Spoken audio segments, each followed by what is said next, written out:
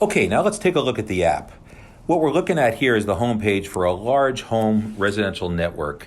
It's got multiple buildings, it's a 20-acre home, and it's got a lot of users and a lot of devices. Let's start by looking up towards the top. You'll see Rod's Island, you'll see a sun, the island, and a palm tree, and that's the network at a glance. And if everything's running fine, it'll look like this. You'll actually see your service and the speed.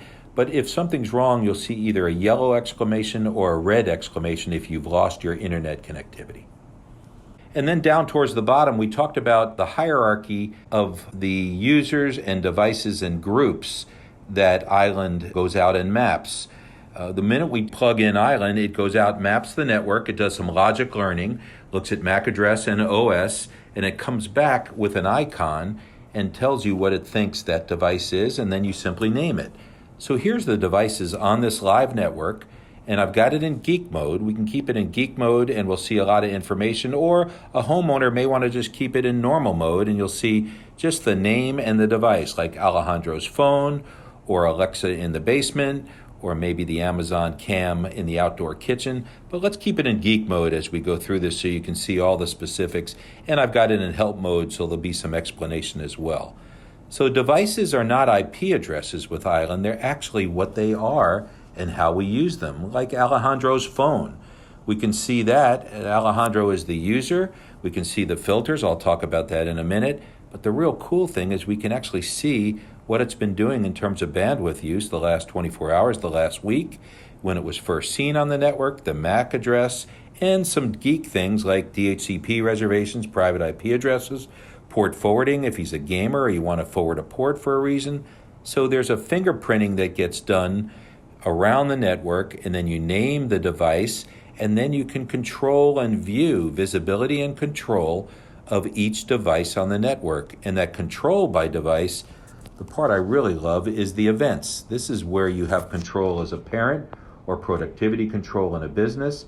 You can simply say, okay, Alejandro, I don't want you staying up all night gaming if you're a teenager, or I want to turn off your phone during family dinners. So I can either pause it or I can filter it so you don't go to social networking. Or if I'm a business owner, I can say, we'll allow networking, social network only during the lunch hour because finance, manufacturing, everybody other than marketing doesn't need that access. So complete control where you are going with that device at all the device levels, whether it's a cam, an iPhone, the laptop for dad, you can say only he has the VPN, etc. So device level control. The next part of the hierarchy are users. You can see this network, there's 13 users, 4 are online right now. I'll click the icon of the person at the bottom, and we'll take a look at these 13 users on the network, and there's their devices, all the different users that are online. Let's look at Jorge. Wow, Jorge has a lot of devices, from his laptop down to his Apple, his good Apple device. And you can see that he's got one umbrella filter, and I can see exactly what Jorge, the person, across all his devices is using in terms of bandwidth over the last 24 hours, the last week, etc. And I can see what's been observed in terms of filtering and what's been blocked. Oh boy, it looks like something's been blocked here. 14 blocks. Let's take a look at where this is going. It looks like Island protection has been there. Spyware and adware. What device? It's this device. It's Jorge as the user. It's his laptop, and there's the URLs. It looks like wavebrowser.net is a problem. So we have complete control over the users and their specific devices. We can pause all their devices, some of their devices. We can put filters on some of them, or we can have the complete Jorge pause during the night or at dinner time, or if he's a kid in the home during homework hour or lights out.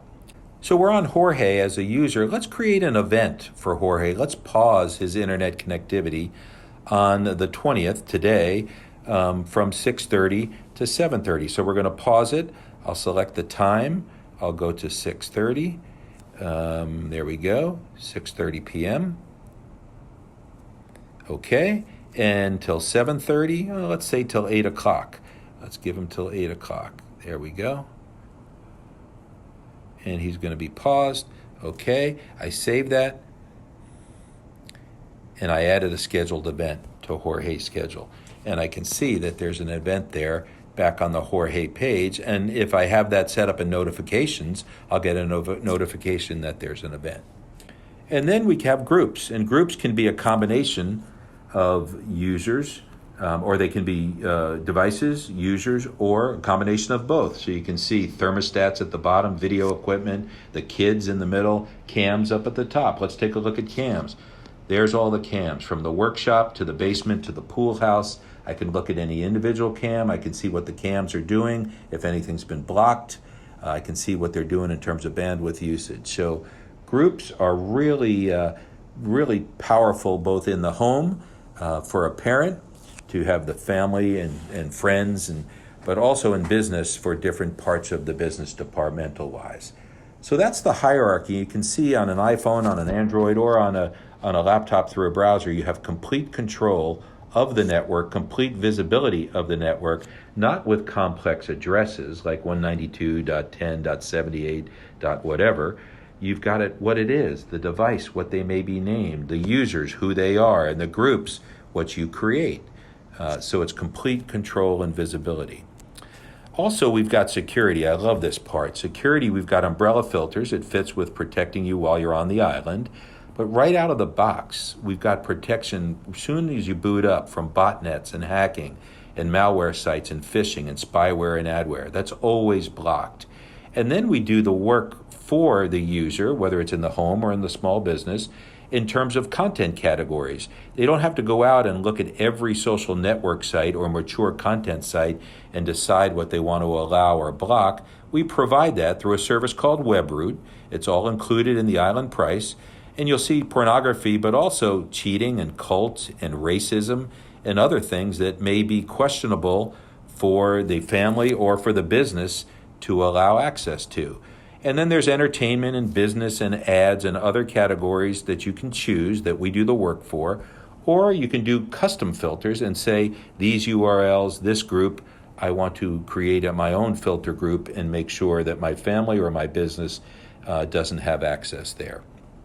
So security through both our filtering and through our stateful firewall really does a terrific job protecting the network, protecting the devices, protecting the users, especially your kids and grandkids. What's it worth to make sure that my grandkids don't end up on a horrible porn site? And what's it worth that your employees don't spend time on a site like racism or the occult that is liable for them or for your business? So let's take a look in the upper left. You'll see what we call the hamburger menu, but in documentation it's called the network menu. And it's got a lot of different bits of information. In geek mode, you'll get more than normal mode, everything from network, VPN, views, down to upkeep. So let's take a look at network to start. The part I really like is the interface. Island, as we said, has just 4 interfaces, and it will know what you plug in, either a LAN device, a modem, or the internet connectivity through a fiber, all Ethernet ports. But let's look at the internet and take a look at what that's happening on this, and I'll see that we have dual-WAN capabilities, and the primary is there. If there's a primary and backup, they can load balance, and they fail over within 10 milliseconds. So I could have cable from Spectrum as my primary, and my backup is a Verizon 5G, and it will fail over, or they can load balance. So the network interface allows me to do more geek things, but also to ensure that my internet connectivity is robust, resilient, and the way I want it. Then I can take a look at the VPN. We use the WireGuard VPN protocol, but we've done some really cool things, especially island to island, in that we've got Island Express that makes it super easy to set up a VPN without any hassle. And you can put it as a client on your laptop or your phone, but also island to island from a beach house to your primary residence, or from remote offices back to headquarters works fantastic. We do that here at Perf Tech with all of us working from home. Tours allows us to see all of the different islands that we have access to. If you're an integrator, you can see all of the islands that you've installed. I'm on the island right here, but I also can go to 402 Island, and you can see I can hop to a whole nother different island across town, across the state, or across the globe, and take a look at that one. Let's go back to the one we were just on. All right, and now we're back on Rod's Island. We can see, let's go here. Views, I can have a moonlight. My friend Rhonda, our product manager, loves moonlight. and you can see the view there. I kind of like the breeze, the island breeze, but just give you that option. You can change the dimmer. You can choose geek or help here in terms of the actual views. About gives you some things, the IP address of the island, the time zone. We've got the PIN. We've got some hardware status in terms of temperature, flash, memory, CPU usage, the version of the app, and also whether I'm going to allow support for remote access. As an integrator, you may want that on all the time, or the homeowner may want that off unless they got a problem. They just click it on, and you remotely, as the integrator or support, can help it, or us here at Perf2 can help solve an issue if it's there.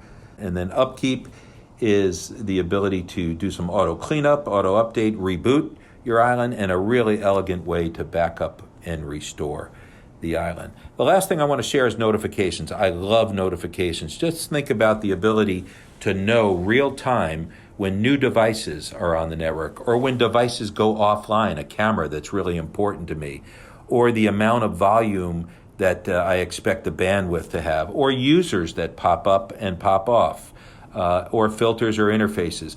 Complete control over notifications to you to let you know what's going on. So control, visibility, and while you're doing something else, the opportunity to have a notification to tell you something's changed that you may want to be aware of on your network. So there's an overview of our app for Island, which really changes the game in terms of control, visibility, and security for everything that's on your network.